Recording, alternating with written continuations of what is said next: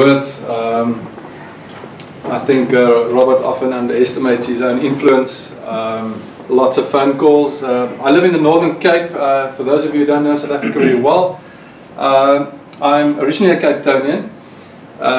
Moved to the Northern Cape about 3 years ago, and which is about 8 hours drive from Cape Town. It's a semi-arid desert type area, and you'll see on the video that I'm about to show you that it's really a dry region, but with South Africa's largest river flowing through it. And that river is really a river of life for us and for our industry.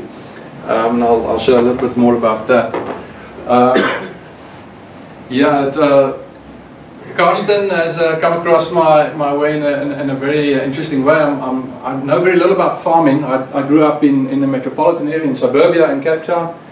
And there were a few peculiar things that happened.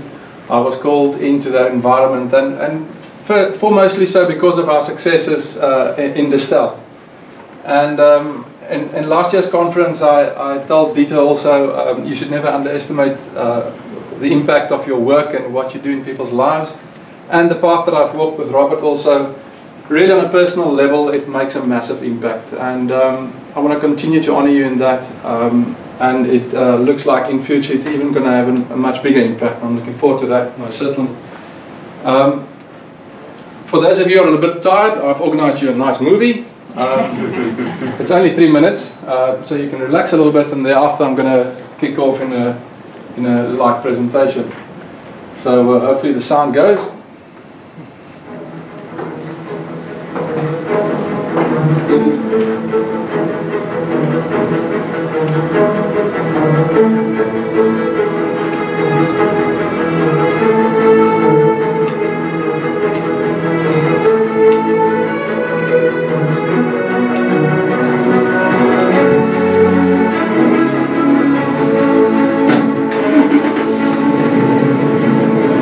It's summer and baking hot on the arid plains of the Northern Cape, the driest region in South Africa, where temperatures at this time of the year can soar to 50 degrees Celsius.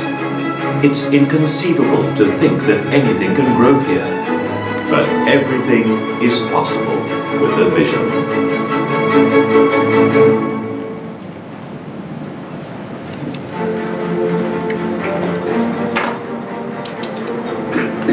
Today, Plain Pella is just one of numerous farms in the Carsten group, one of South Africa's largest fresh fruit producers, and internationally renowned for supplying fresh fruit according to world market standards. The group's farms are located in 2 different regions in South Africa, namely in the hot, dry Northern Cape along the mighty Orange River, and in the Western Cape with its Mediterranean climate. But it all started here in the green Kalahari, along the lush green banks of the Orange River. In the 1980s, Piet Carsten began cultivating seedless grapes on a small scale. And in just one lifetime, the enterprise grew into one of the largest fresh fruit producers in South Africa. The group also cultivates other crops apart from grapes. Dates are produced on a massive scale on Northern Cape farms. Plain Pella is the largest mature date production plant in the Southern Hemisphere, and almost 400 hectares of popular citrus varieties are grown in Mosplas. In the Western Cape, late cultivar grapes are grown over a wide area stretching across the Sandveld and the Hex River Valley to just outside Robertson, while apples, plums and cherries are grown in areas with cold winters. To farm with a vision also means that the group must grow. The enterprise continues to expand every year. Thorough market research is done before cultivars are planted, and the group's top experts ensure optimal production. Best agricultural practices are followed for sustainable and environmentally friendly farming. And only in the Northern Cape are over 2,000 hectares of formerly bone-dry desert under irrigation.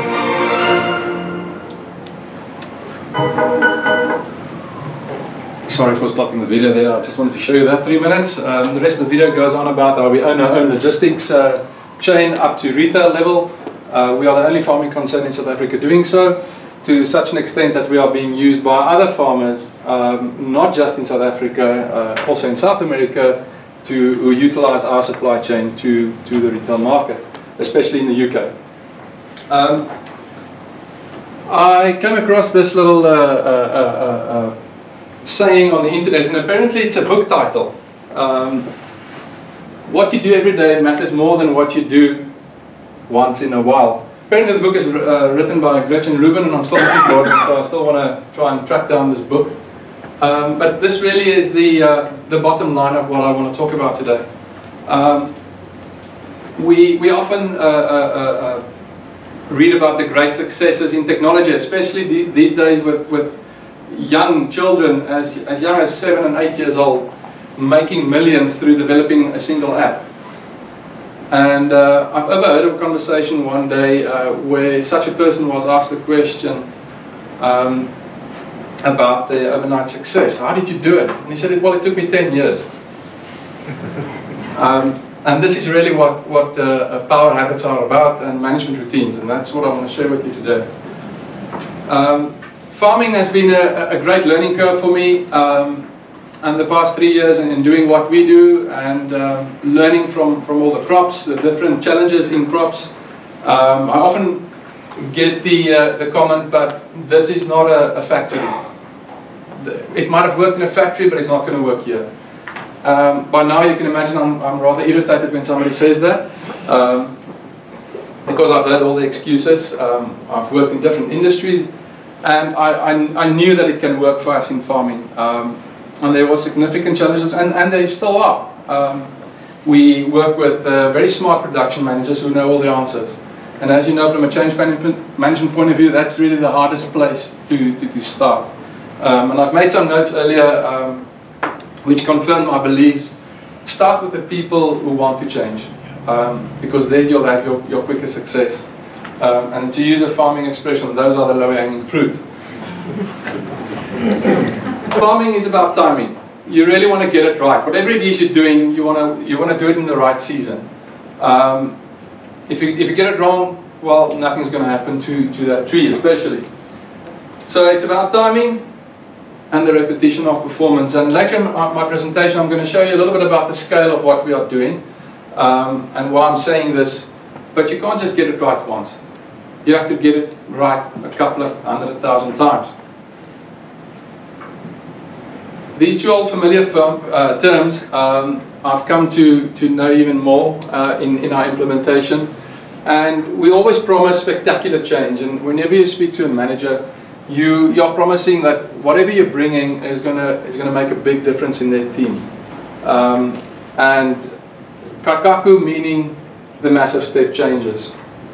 But really, in terms of habits and management routines, we are talking about the incremental changes. We are talking about the little things that we can change that have a massive impact, but it takes time. And that has been, once again, even in this implementation, another great lesson, is that the benefits really take a while to come through. And you have to be patient about that. So you really got to have a mix between small things that you change that really make a significant impact, and the so-called big things that you can brag about, because they'll come later.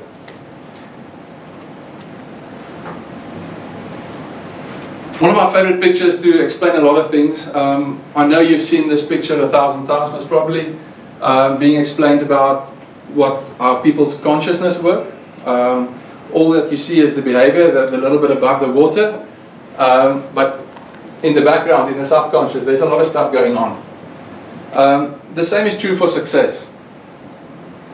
What people see is the success that you've achieved when you get invited to a Lean Summit and come and speak in front here. What they don't see is the many nights and the failures and the stuff you have to do to get there. All the tears and the crying, and I don't cry. South African men though. Not more than 3 times a day. So I call it the iceberg of success. I've read it also somewhere on the internet. And there's a little animated picture of all the stuff that goes wrong before you get there, before you eventually break through the surface of the water and you really achieve that success. And that's also true for any new practice that you want to bring in. And yeah, especially on large-scale projects.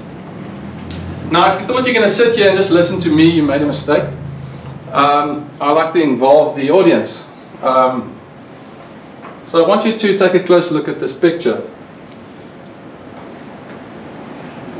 Now I want to ask you a question. It's an important question. And I'm hoping that you take away something from this presentation that's very personal. Who of you believe that your lives are balanced? Please put up your hand. You have to answer the question. It's not one of those quiet little exercises. Nobody. Be careful about your answer, because there's going to be a follow-up question. So choose well now. Sitting and doing nothing is not an answer. Because you're going to put up your hand just now. Who of you believe that your lives are balanced? I've yet to have an audience that have none. Please give me one person. Thank you. Thank you for having the guts to say it. Normally there's about half that say yes. It's not a trick. I thought it's a trick question. No, it's not a trick question. The trick is that I want to ask you, if you're willing to, what does a typical day look like in your life? It's a work day, so I would say a typical day is a work day. So I get up, I have my coffee and my breakfast, then I go to my work with a tram, so public transport, because I'm in the morning very tired. Then I start my day working. I read emails, sometimes they are a bit frustrating. I have my day of work, and I hope to have a successful day, that I can close my laptop at the end of the day and have the good feeling that I achieved something. That was a good day then. It is not always the case, for sure.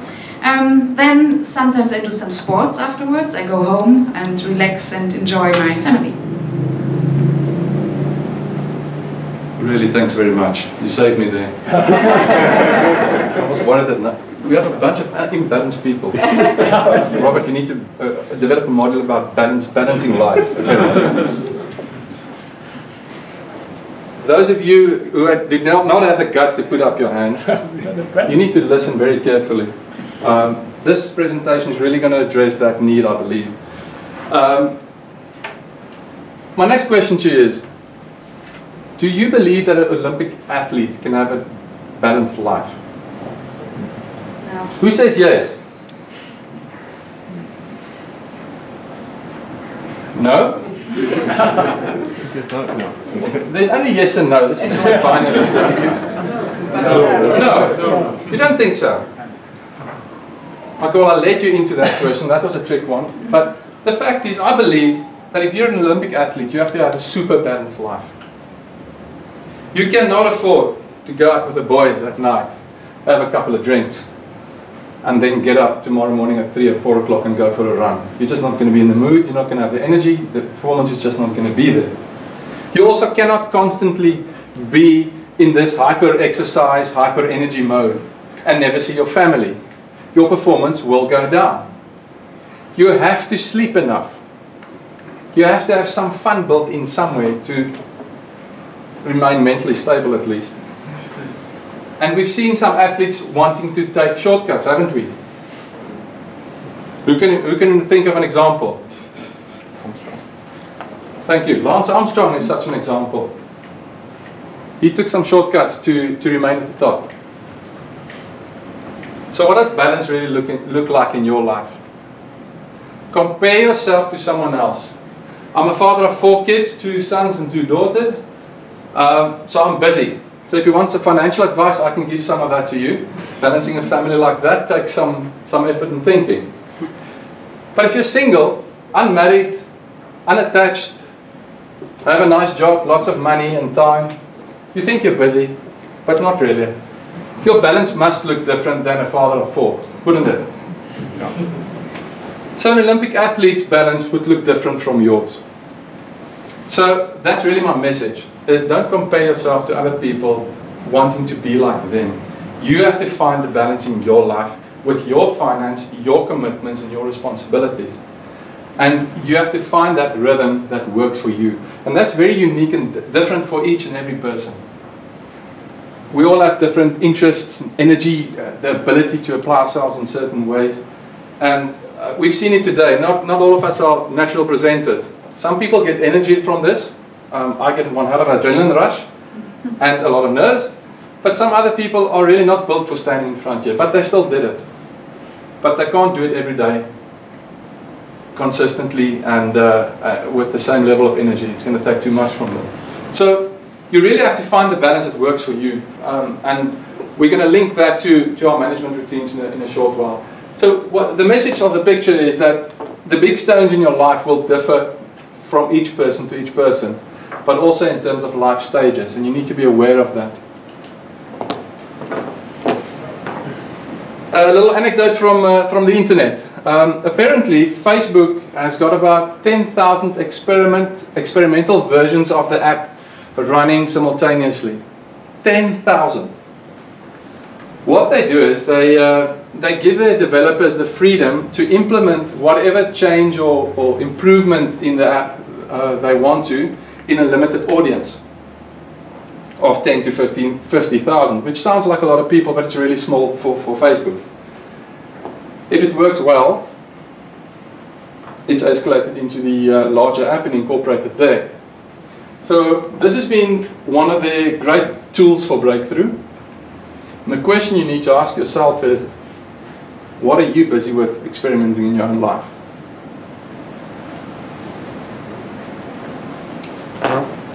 Just a couple of pictures, summing up some of my learnings. Whatever I'm telling you today, I've applied in my own life. Some of them I felt dismally. The first picture is really illustrative of my own failure in trying to change a lot of stuff in my life. I've taken so-called management routines or power habits as a concept, and I decided to change a bunch of things in my life. And I'll tell you a couple of examples. Effective people get up early in the morning, I believe at least. Especially if you're in farming, getting up at 5 is rather late. So I had one of my routines defined as get up at 5 every day. So I struggle with routines in general. I always break someone else's routine, and I'm quite proud of that. But sticking to a routine is rather difficult for me. So it's one of the things I started ticking off.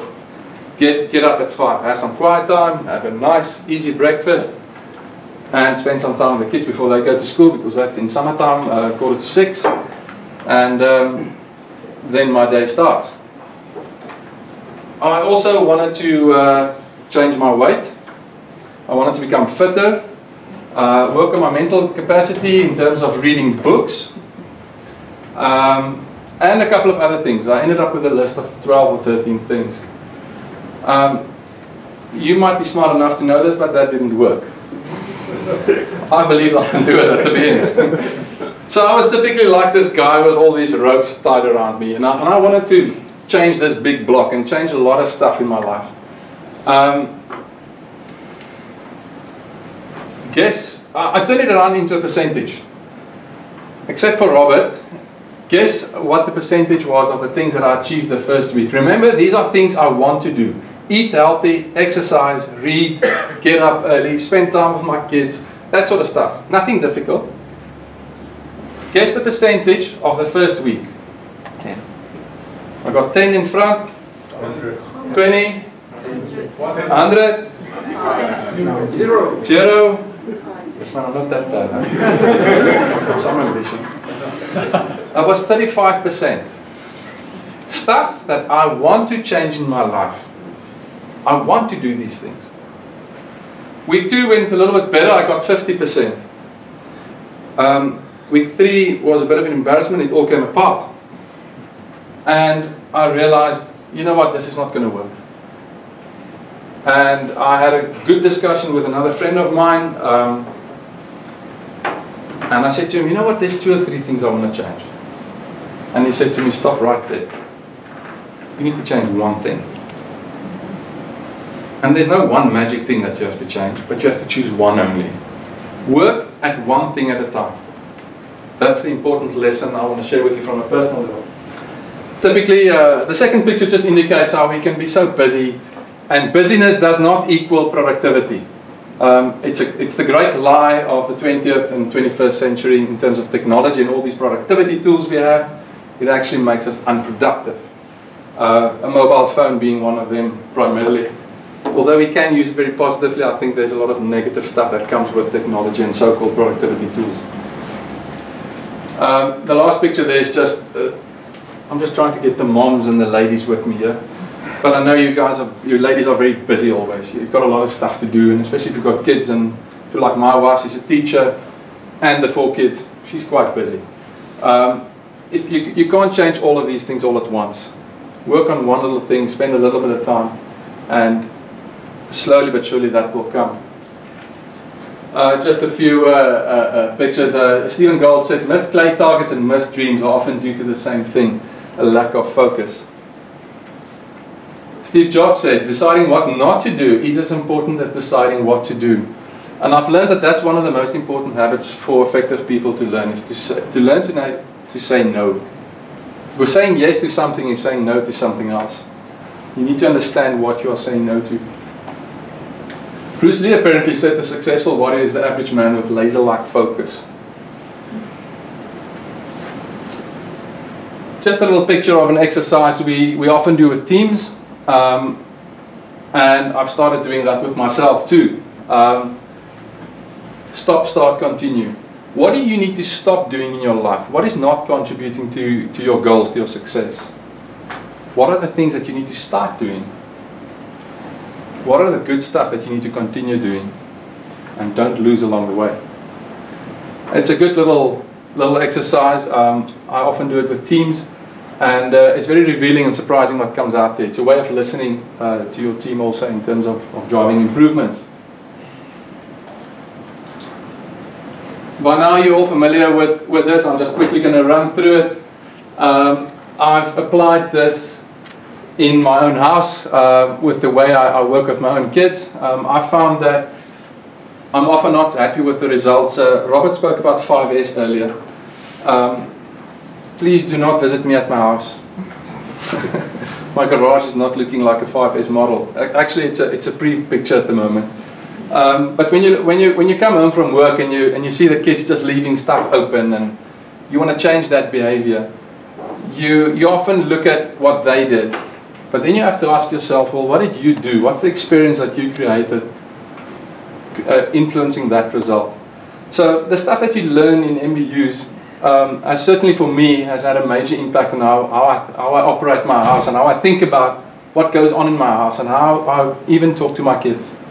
Because it's so easy to just not even think about what you're saying. Just coming in there, and the first 15 minutes is just negative stuff. Why is this like that? Why is this like that? And being angry, not even greeting everyone, being old grumpy old dad.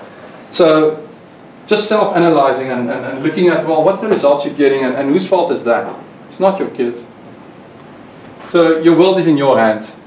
You can change it, and you need to understand what are the experiences that you are exposing yourself to, and what are the experiences that you are giving your kids. And the same goes for the people who hold you up as a role model at work, the people who follow you, your team members. Interesting little thing I read the other day, and it's been a great learning for me in applying, working on this, the changes I want in my own life also, the difference between goals and systems and their role and function in our lives. I'm just going to quickly read a few examples. If you're a coach, your goal is to win a championship. Your system is what your team does at practice each day. If you're a writer, your goal is to write a book. Your system is the writing schedule that you follow each week. If you're a runner, you want to run a marathon. Your system is your training schedule for the month. Now, it sounds simple enough, but if you set goals, let's say if you've ever set any weight goals for yourself, let's say you want to lose some weight. You can say I want to lose 10 kgs in 3 months' time, and it's a great goal and it's smart and everything, and you start breaking it down per week, and you can look at the goal and say, well, did I achieve it or not? The problem with just looking at that, you set a goal but you never achieve it. It makes you feel bad. It breaks down your self-image. The other problem that I've identified with goal setting is as long as you don't achieve your goal, it's a negative against you. It's red. It's not good. And if you have long-term goals, it's red all the way until you reach the goal. And when you reach the goal, it's kind of empty, but you're there. You had 3 years of unhappiness, but at last, now you're there. The difference with systems is, if you put in a system, you can achieve every day. You can have a green day. And that is important. I also made the remark yesterday with Imperial, it's got to be possible to have a good day. When you go home at night, you want to know, did I have a good day or not? You can't for 3 years, for the life of it, be in the middle of a war and it's negative all the time and never achieve the goal and one day hope to make it. It takes a lot of resilience. So it's got to be possible to have a good day, go home and know that today was a successful day. Let's come back to the weight example. There's 3 things you can do to lose weight. Number 1, sleep enough. Number 2, manage your intake. Number 3, manage your output. Exercise. Those are the 3 things you need to lose weight. You don't need all the pills and other programs. Those are the 3 things. Every diet program works around those 3 principles. So if you set a goal weight, if you look at the system, what do you need to do today to work towards that goal? Sleep enough, eat healthy, manage your output, exercise enough. And if you've done that for today, even though you didn't lose 1 gram, eventually you're going to get there. So the question I want to leave you is, if you completely ignored all your goals and focused only on your system, would you still get the results? Just a little a graphic about that. You can have goals, but they are about the short-term result. Systems are about long-term process. And linking that to the way we design MBUs is really important. That is why we have certain best practices. You might not feel the immediate or see the immediate impact, but it's about true, tried and tested practices that we know eventually will yield the right results for us. And we need to establish that rhythm in our business. I'm going to talk a little bit about that in the farming environment. I'm quickly going to run through these 2 slides. I'm not going to read them. We're all familiar with Stephen Covey's 8 habits, and we can go and Google a lot of stuff like this, where there's certain habits of highly effective people, and there's enough of those. Like I said earlier, you need to find that one thing that's going to have a major impact in your life, and that differs between people. I want to share a little story that I came across. Ivy Lee. The year is 1918, and a gentleman by the name of Charles Schwab, he was the owner of Bethlehem Steel Corporation. He was known to be somebody who really drives continuous improvement, and he was never happy with status quo. The fact is, he was rather happy with his team's performance, his executive team. They were really doing well. But he got Ivy Lee in to come and check it out, and he said to him, my team's performing well, but they're very busy. And I wonder whether they can be more effective. And Ivy Lee, apparently during the conversation, suggested that he spends 15 minutes with each of the directors, and then they can see how it goes. So the obvious first question from Charles was, well, how much is it going to cost? And he said, nothing. You can pay me in 3 months whatever you think the advice was worth. And Ivy Lee went and spent 15 minutes with each manager. And what he did was he asked them about their day, typically like I asked you. And said, well, what does your normal day look like? And these directors explained a very busy day to him. And then he gave them the following advice, and he asked for their commitment in each of these conversations. And he said, at the end of each day, write down the 6 most important things that you have to do tomorrow. Number 1 being the most important, and so forth. And then tomorrow morning when you come in, you start with number 1 and you finish it. And you do not move on to number 2 before you finish number 1. And so forth. And when you come to the end of the day, and some of those tasks have not been finished, you again do the exercise for tomorrow, and you prioritize. And so forth. 3 months later, Charles Schwab wrote Ivy Lee a check of $25,000, which in 2015 was the equivalent of around $400,000. Now that sounds like that's the holy grail for consultants, isn't it? That's what we all want to achieve when we make promises like that. Obviously, a lot of researchers jumped onto the bandwagon. Why does this work so well? Because these directors have been doing 30, 40, 50 things every day. What's the magic about 6 things? What they found was that there's no specific thing about the number. It was about prioritization and focus. And I've applied in my own life. I started doing this. It's one of the things that I actually managed to do. And I can tell you that the list of 30, 40, 50 things really comes down very quickly when you start focusing on 5 or 6 things a day and applying the discipline around priority.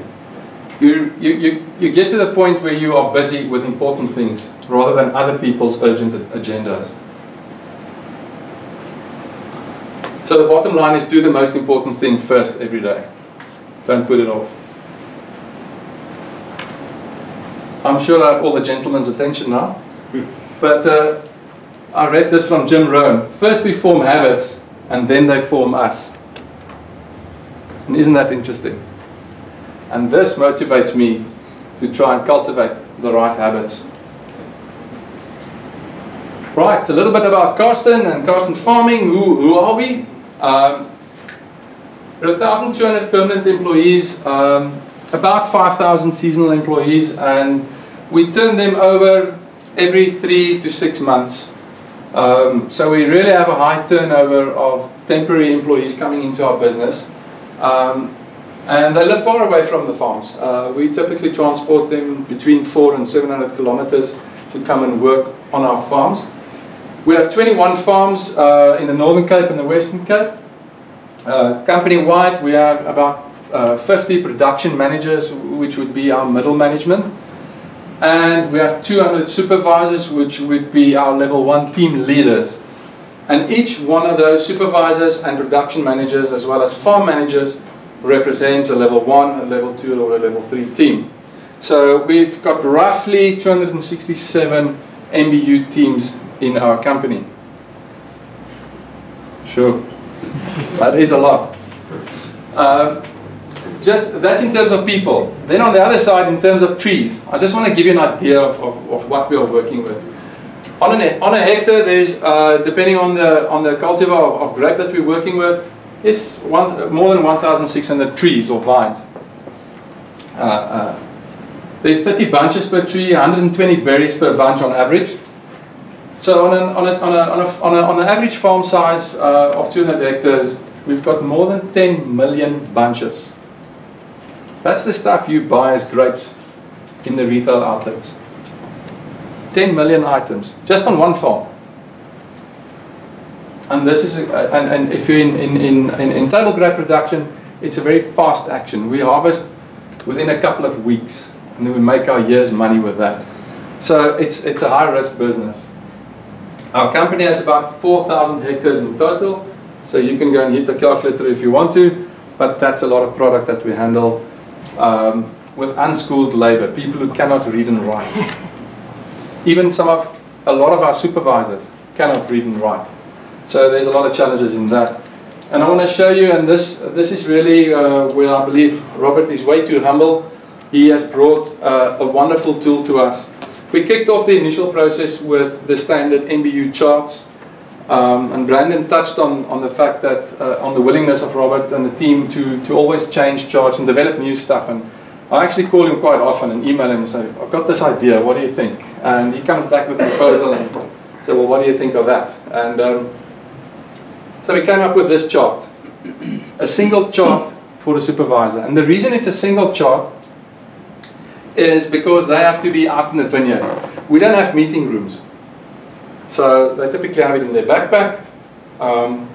They hang it up in the vineyard, and we have a meeting right there. So just quickly want to run through the chart. It's in Afrikaans, but not that I expect you to read it. But basically, where's the laser? Top. The top. There we go. That part there is what we call the traffic light system. So it's quality, speed, cost, people measurements. We've got the safety measurements, This is our weekly performance summary. So there's lines there available for 52 weeks. So you're in the blue or the red per week. And this is where you address any issues that you may encounter. But really the powerful bit about this whole chart is that blank space there. And the bit that stands there is routines and standards.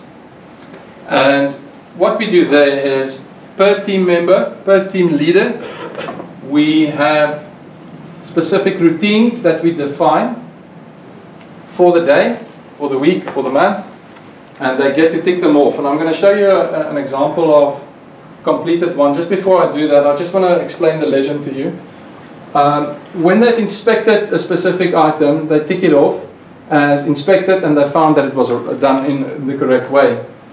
When they've inspected it but it's incorrect or there's correction needed, they tick it with a little cross, and if it's not inspected yet, then it's left blank.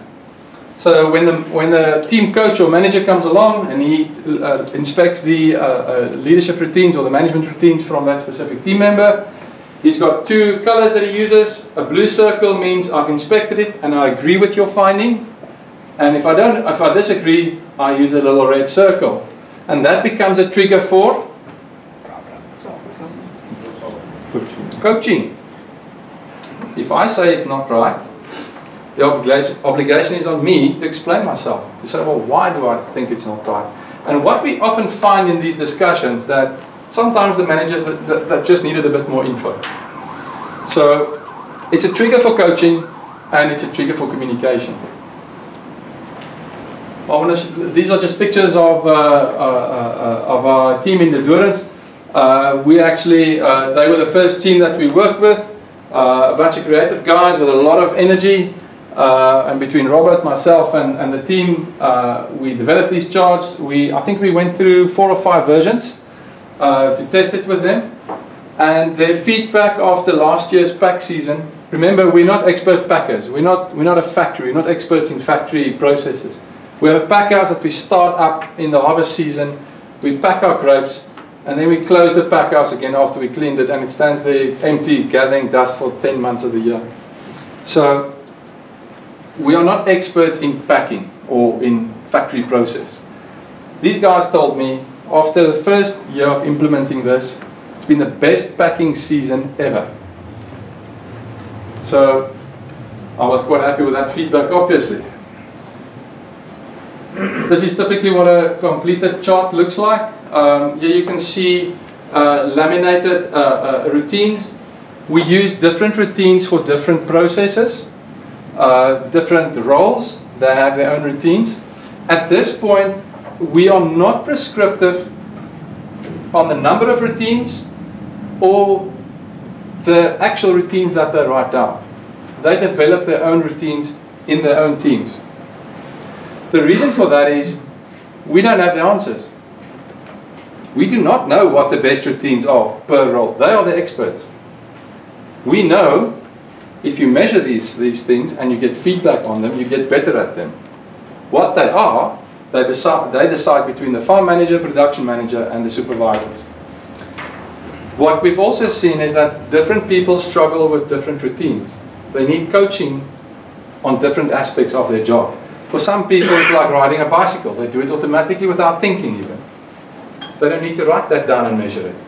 But for others, they have to write it down and make sure they get around to doing it because it doesn't come natural. So what we find is that this becomes a very personal document for the team leader. It becomes part of their personal coaching plan. And this has been one of the major unexpected results of this process for me, is that we've got a fully customized development plan that's operationalized immediately. We don't have to go and sit in training somewhere and, guys, we need to figure out how we're going to develop this guy. It happens naturally. So to me, this is a very powerful concept in terms of developing people as leaders. Just some pictures. I want to tell you a little bit about this guy. His name is One Boy Maleku. He's been one of the great success stories of our company. We've got a couple of them, and I told someone earlier, we actually want a lot more of these success stories. This guy's a Tswana. He comes from a specific region in our country where people speak a Tswana language. It's an African language. And it's typically a rural environment, no tar roads, very few clinics, bad schools, the normal story. His parents worked in our company. He started working in our company as a normal labourer, a seasonal labourer. And through the years, I've grown through the ranks. Today is one of the top production managers in our company, and I mean one of the top guys. Amongst others, obviously the major benefit that he has, he understands the culture and the language of his team members very well. So he knows all the little tricks that they do to get away with stuff. But he's very proud of his team and his achievements. And the other day, I went to take some pictures and videos and stuff of his team. None of it was scripted, and I was extremely surprised in a very positive way about how well his supervisors are coaching the seasonal workers. They don't tend to give them the answers. He asks questions until the worker finds the right answer. I'll explain a little bit about that when we get to those pictures. Here's just some pictures of our workplace. As you can see here, we've started off with black and white copies. We wanted to see if this is going to work. Now, this particular farm, the name there is Raap and Scrap. In English, it loosely translates to a difficult place to make it. Hard going. And it really is. It's about 200 kilometers from the nearest town. So you don't quickly go to the shop or the pharmacy to go fetch something that you don't have in your house. So it's a different environment. It's very isolated. And it's very hot there. So, but we basically, we experimented whether this is going to work for us. The chart was designed to be implemented on level 1 only. When these guys saw it, it worked so well for them that they implemented it on level 1, 2, 3 and 4. I told them in the beginning it's not going to work. I was the one telling them, don't go to level 2 and 3 with this thing, it's not going to fly. They proved me wrong, I'm glad to say. I believe with this chart, with this tool, we discovered a golden thread for farms in general, because we really focus on actual behaviors of team leaders. And this is why I've called the presentation Power Habits, because it's got a powerful impact on the way we behave. And we're getting our managers, our team leaders out there to team members, helping them to listen, because they have to, because it's part of the habits. They have to document this stuff. If they don't do it, you can see it immediately. So we typically, we have this age-old problem that everyone says, well, in preparation, when we prepare the vines and the trees, it's going well, eh? And then the harvest comes off and we go through the pack house and we start seeing some problems. And by the time it gets out into retail and people start taking pictures of moldy grapes and stuff, which I purposely didn't put up here because it would shame me too much. But when we get that back, everyone cringes. And then what do? We start blaming about who did what wrong in preparation, because that's where you make or break your harvest. So we said, well, this is a very negative process because you can't go back and fix it. But now we have got record of our behaviors, of what we do every day. Did we inspect the right things? Did we do the right things to have the right results? And when the right results are not there, clearly we have to go and look at these things that we did. We have to change our practices. So this is the learning that's starting to happen in our company. This is now the second year, and as you can imagine, on 21 farms, we're rolling out per farm this process. We call it the integrated charts. And most of the managers are quite happy because now they think they only have to maintain one chart. That's the selling point. Just something I wanted to show you here. You'll see on that end pole there of the row, we are now at the point where we have name tags per row for the season. So even a seasonal worker, they get ownership of a row and they are responsible for all the preparation actions on that specific row in the vineyard. So when we get the result, we can track it back to who worked there and what they did and how was their performance record for the season on a daily basis, inspected 4 times a day. It sounds impossible, but we actually made it happen. There's enough time to do it. And nobody believed that there is enough time in the beginning when we talked about this. So, I've got some more pictures on that. This is the hero of the story. His name is MacDonald. And I literally came up to him unscripted. I've got the video downloaded somewhere. I took a 3-minute video as I approached him walking, and I didn't want to prepare him because I really wanted to listen to the way he coaches people. Now, I don't understand Tswana, not yet, but one boy helped me along, and he commented right throughout the video what this guy was saying. And I was really pleasantly surprised to hear that he's not giving him the answers. He's not giving him the standards that he needs to look for. He's asking him, what do you see? What is not there? What have you done here? Why do you think it's like this? So he's helping this gentleman to think on his feet there and answer him and show him and discover what it is that he needs to fix. Remember, whatever you do, you have to get it right a couple of 100,000 times. And you're not everywhere to inspect every tree and every bunch that's being prepared. We have to trust that person who is a seasonal worker who cannot read and write. So if he forgets, he cannot grab his notebook because he doesn't have one. It's got to be in here. So you really have to coach them well. Just a couple of pictures, interesting things that we've done. This is what we call our vineyard standards.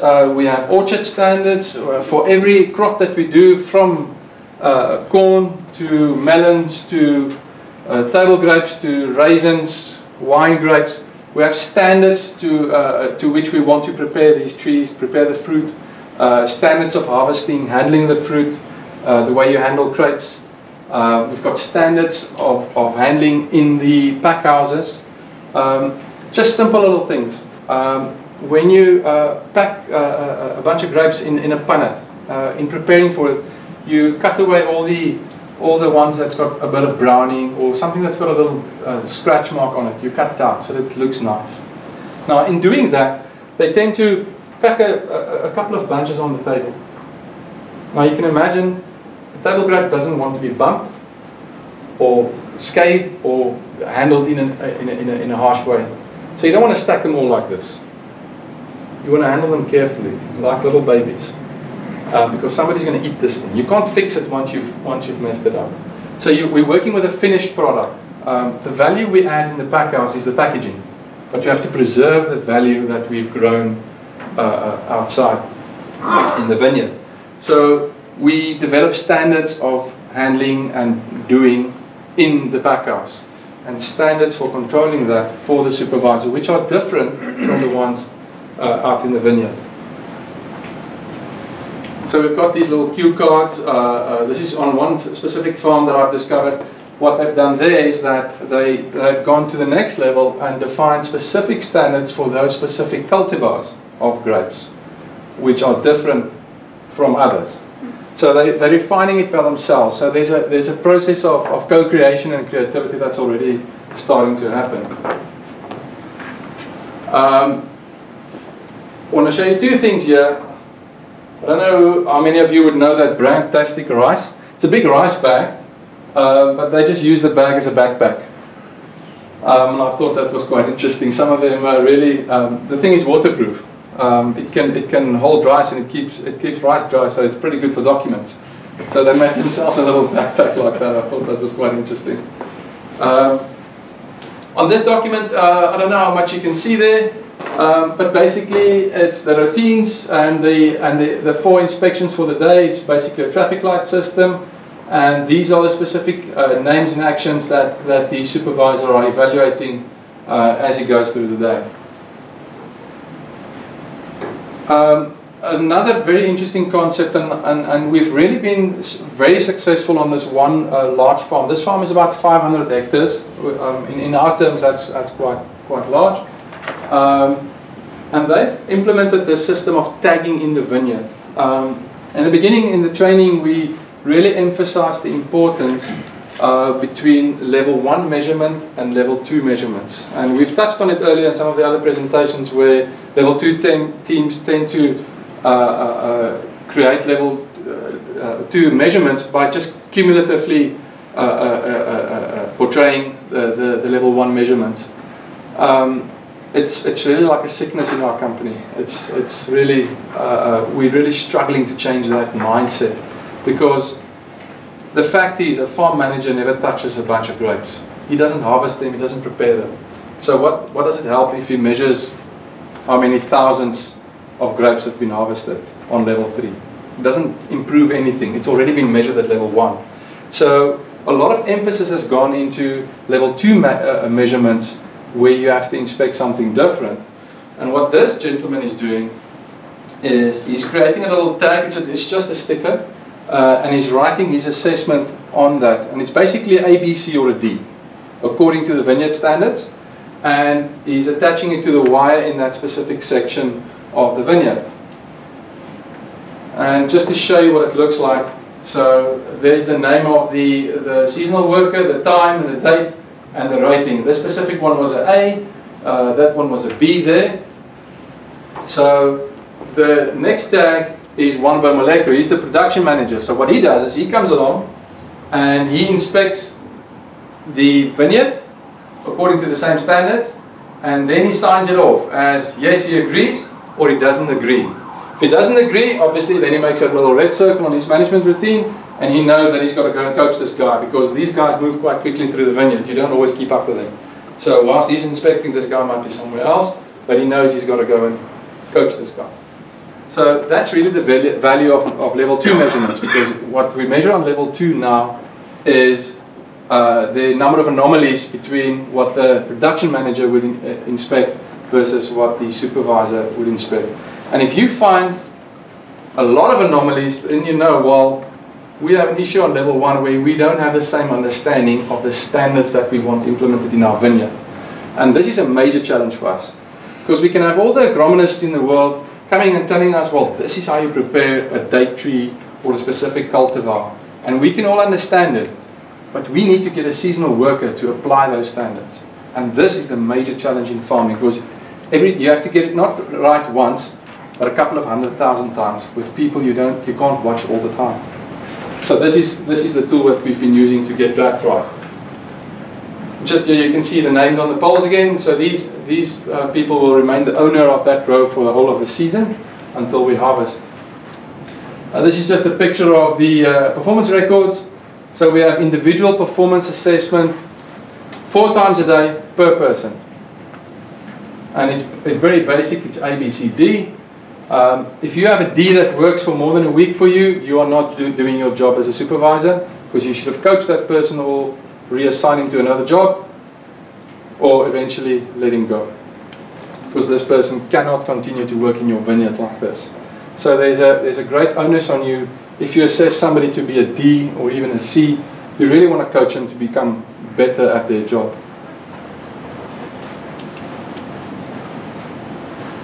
Just a little picture of one of the team areas also, where they put up the posters, and these are actually next to the compounds where they live. So when they go to bed at night, they see this stuff, and they get up. It's also there. We have a quick meeting before we go out into the field. Right, I want to talk to you about stewardship. It's been a great learning for me also. We all have ownership as a value somewhere in our companies, and ownership is important. And I've come to a little metaphor that I use for the guys out there when I explain to them the difference I want them to understand. Is when I give you my pickup and you want to use that, when you return it to me in the same condition that I gave it to you, you've displayed ownership. You took good care of it, and it's clean, and it's like I gave it to you. Stewardship is when you give it back to me plus a profit. Think about it. What I tell them is, we don't want you to take ownership of the farms. Ownership being a big thing about land in our country. We don't want you to take ownership. We want you to display stewardship. We need to make a profit. We cannot sit on this farm being a security guard and just look after it that nobody steals anything. That's not good enough. We have to make a profit to be sustainable. We have got to show stewardship. Now, I've come across this definition of stewardship. It's managing that which has been entrusted to me in such a manner that I can joyfully give account of the results, not in fear, but joyfully. Be proud of what we've achieved. And this is really the essence of what we want to establish in management routines. Last couple of slides. It's about doing the simple things right to eventually have a great result. But also realize that it's making simple decisions that you make every day, errors in judgment, that will eventually have an exponential effect in your life in a negative manner also. So you need to be careful about what you do every day. It's not that one thing you do once in a while, the great achievement, the World Cup that you won. It's about getting up every morning at 3 or 4 or 5 o'clock and doing what is right, what you know is the right thing to do. I found it's a bit more complex. I'm just going to read 2 sentences off this little slide for you. What's uncomfortable early becomes comfortable later. In the negative, what's comfortable early becomes uncomfortable later. Staying in bed is easy in the morning. It's comfortable. But being poor later on, not achieving your results, not getting to your goals, is very uncomfortable later on. And we all have these excuses, well, I blew out my knee in high school or whatever, you know. Whatever the excuses you tell people that why you're not where you should be. Your customers and your employees do not care so much about what you aspire to. But they certainly care about the minimum standard that you will accept. Just the last few notes. It's important to measure daily for your routines and standards, but you need to establish your personal system. Focus on fewer KPIs or habits that you want to change. Start with one. For us, this past year, we really got a lot of value out of our data. I think we, in terms of MBUs, we tend to collate a lot of data. But what do we do with them? We manage team performance. What we have come to now, we've really addressed a major need in our company to differentiate good from poor performance on supervisory level, production management level, farm management level.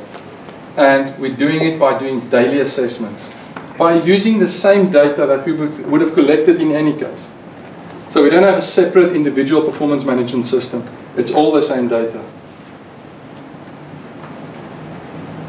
Self-directed learning. We need to help employees learn from the red stuff. Get rid of the fear and get to learning. Help them to create a system where they can learn. And I've really found that with management routines, because they are so personal, you learn about yourself and you learn about where are the points that you need to work on. Again, a lot of what I've shared today is very personal. The principle of journaling, I've started doing it in 2004.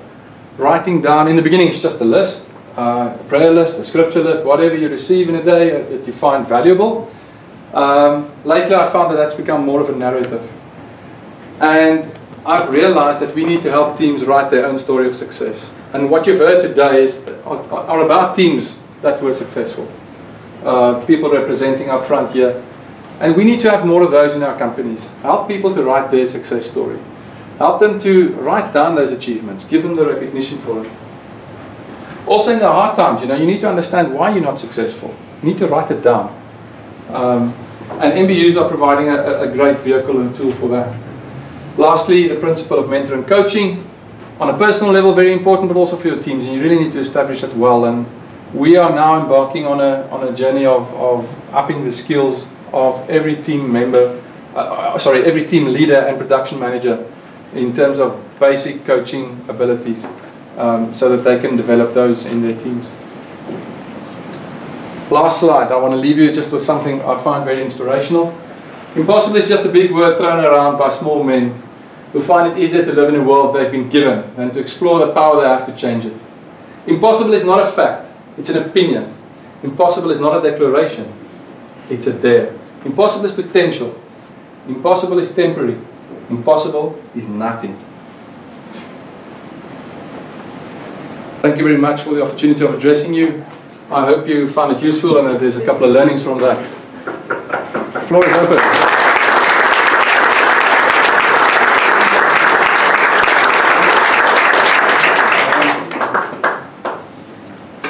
Any questions? No. It wasn't that good, was it? I'll be available also afterwards. I believe there's an opportunity for coffee and tea afterwards if there's anyone who wants to discuss some specifics. Thanks again, Robert, for the opportunity of being here. Bye, thank you. Thank you. Well done. So, Chris, 2 words, maybe 3. So I'll hand over to Chris to just give us a brief summary of what we learned today.